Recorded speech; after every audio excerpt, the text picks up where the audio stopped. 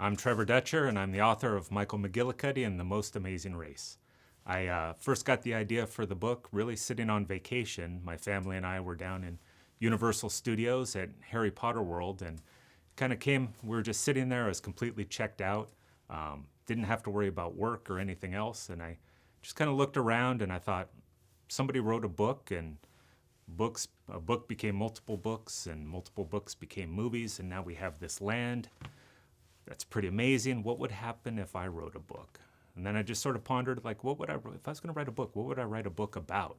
And I was into steampunk. I sort of considered it as a Halloween costume the year before. I just really appreciate the visual aesthetic. It kind of gets the wheels turning in my mind. So I decided it would be a steampunk themed book. What would it be about? Maybe there could be a race. And, just one thing led to another, one idea after another. And I spent the next couple days while we were on vacation thinking about potentially what could it be, and spent the drive going home thinking even more about it, and eventually decided and told my wife, I'm going to write a book. And she raised an eyebrow and said, okay.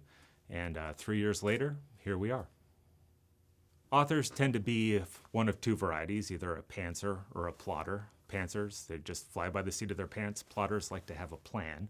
I'm a plotter to a fault, so I spent a lot of time outlining and coming up with ideas. Once I had a really good outline, then it was time to really start writing and putting some meat on the bones. I have a long commute. I ride the train to work. It's 45 minutes each way. So I took advantage of the commute, and I opened up my laptop and I wrote on the train and wrote on the train home. And then after hours, sort of instead of watching TV or movies, I often opted to just write. The writing process is a joy. It's a hobby. It's something I enjoy very greatly. It's not so much work or drudgery. Sometimes it is, but for the most part, when you're creating something new from nothing, there's this just euphoric sense that you get that I don't get from any other hobbies that I've ever had. So it's really a lot of fun to do. When I first started writing, I think, I myself included, but I think people around me might have been a little bit skeptical and thought, okay, yeah, go for that, give it a shot.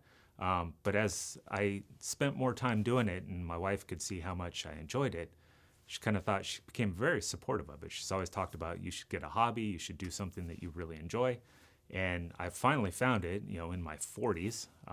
Writing is my hobby and my joy, and I love doing it. So she's been very supportive, and my kids were also very supportive. My oldest daughter just could not wait for the book to come out, for like a whole book for her to be able to read. So that was really a key driver and a motivation for me to actually finish. Sure, I wanted to, but now other people wanted to see the product, so I had to finish, and I did.